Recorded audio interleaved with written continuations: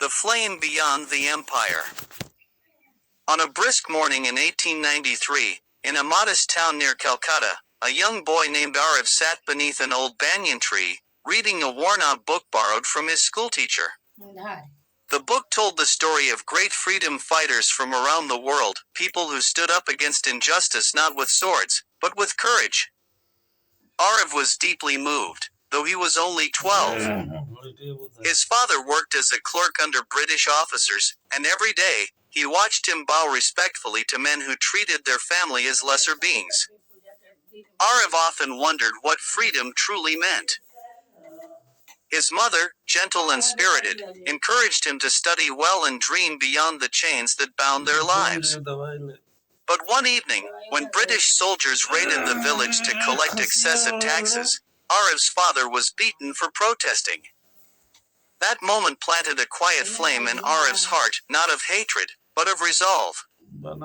He decided he would dedicate his life to making his country free and educated. Years passed. Aarav grew into a young man of remarkable discipline and calm intensity. He joined a local school as a teacher, earning respect for his fairness and patriotism. The people admired his ability to inspire learning even among children who could not afford books. He often said, "A nation that forgets to think cannot remember to fight." His classroom became a haven for discussion and awareness. In those days, the great movement for independence was gaining strength. Newspapers whispered stories of rebellions, silent protests, and secret gatherings. Aarav met several young nationalists in Calcutta who were part of underground groups, but he believed that the real victory would come through enlightenment, not violence. He began traveling from village to village, teaching people to read and write, sharing the history of their land and the dignity of their heritage. Everywhere he went, he faced suspicion. British authorities closely monitored anyone who talked about freedom. One night, while he was returning from a nearby town after a literacy meeting, Aarav was arrested by British officers on false charges of sedition. He was brought to jail, accused of spreading rebellion through education. The cell was dark and damp, with only a dim lamp flickering in one corner. Days turned to weeks, and Aarav endured harsh interrogations. Still, he smiled each morning and prayed. Fellow prisoners watched him teach letters and poetry to others using chalk on the stone floor. They started calling him master. When asked how he could still teach in chains, Aarav replied, "Freedom begins in the mind. They can't imprison that." After 6 months, he was released, as there was no substantial evidence against him.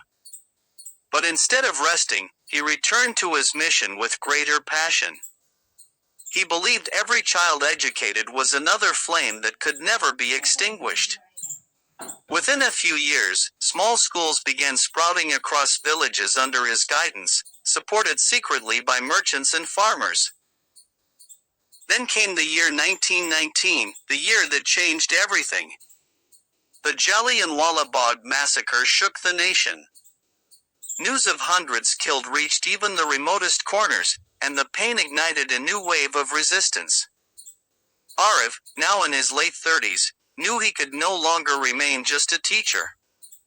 He decided to organize nonviolent protests and unity meetings where Hindus, Muslims, Sikhs, and Christians came together to pray for freedom. At one such gathering, a British officer rode into the crowd, ordering people to disperse. Aarav stepped forward calmly. "We are unarmed," he said. "We come not to fight, but to live free." The officer raised his whip in anger, striking Aarav across the face. For a moment, the crowd gasped, ready to retaliate. But Aarav raised his hand, stopping them. "Do not let anger rule your heart," he said, his voice steady despite the blood. "We are here to awaken, not to destroy." The act of restraint inspired thousands who witnessed it. Newspapers secretly reported the event, calling him the teacher who wouldn't bow. People across Bengal began chanting his name, seeing in him the embodiment of patient courage. Over the next decade, Aarav's work spread far beyond his village. His educational movement merged with the wider struggle for independence. His schools served as centers for knowledge, community service, and unity. The British government attempted to shut them down, but by then the roots had grown too deep, carried forward by students who became teachers themselves. In 1930, during the civil disobedience movement, Aarav joined a salt march organized by local activists, echoing the call of a new generation of leaders. It was his first public protest. He marched barefoot through the harsh heat, his aging frame supported by his pupils. When police arrived to break the march, many were arrested. Aarav was again taken into custody, now older but unbending. This time, his imprisonment lasted 3 years. The conditions were worse, yet his spirit remained unbroken. Even the jail superintendent grew respectful of the calm resolve in his eyes. Aarav often wrote notes on scraps of paper, quotations and lessons about endurance. Many of those writings were smuggled out by other prisoners, later compiled into a small book known among freedom workers as Flame of the Mind. When he finally returned home, India was changing rapidly. Nationalism had become a torrent, an unstoppable current sweeping through every province. Aarav resumed teaching, though his health had weakened. One afternoon in 1942, he fainted while addressing his students.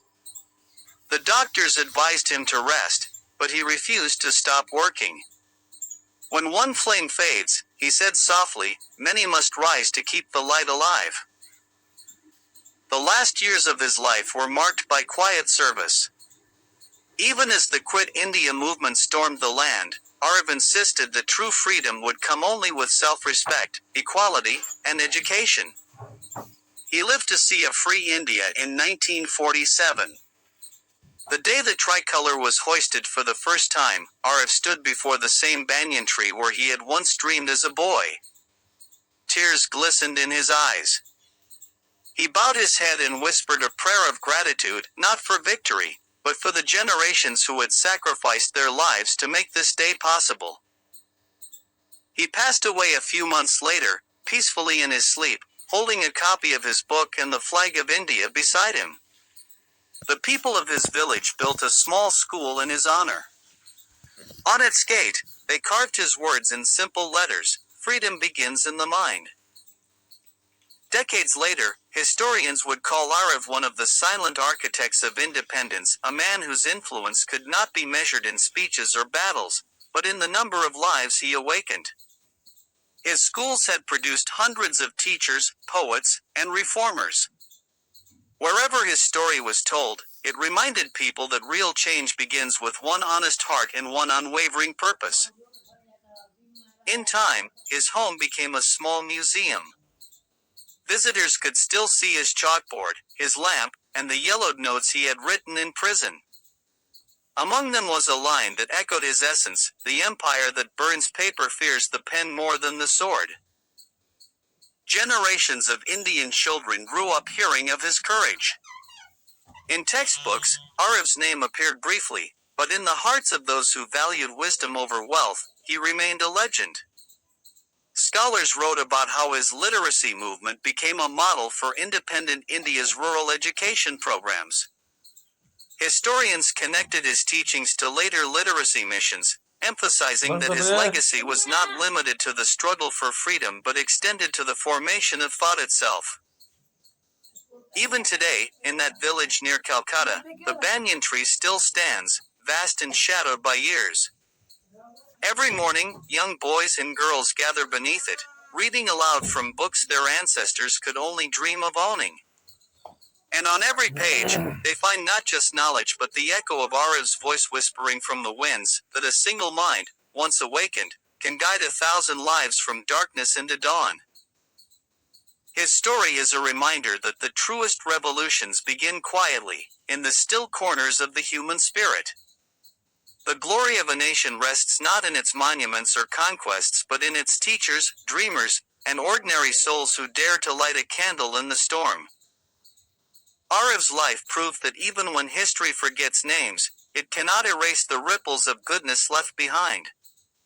Like the soft glow of a lamp that endures even after dusk, his flame continues to guide countless seekers, reminding them that courage is not always in defiance, but often in devotion, patience, and truth. And so the tale of Aarav, the humble teacher, endures as one of India's quietest yet most beautiful stories, a story of a man who went fishing for knowledge and returned with an ocean of wisdom for his people, leaving behind a legacy far brighter than any empire could ever imagine.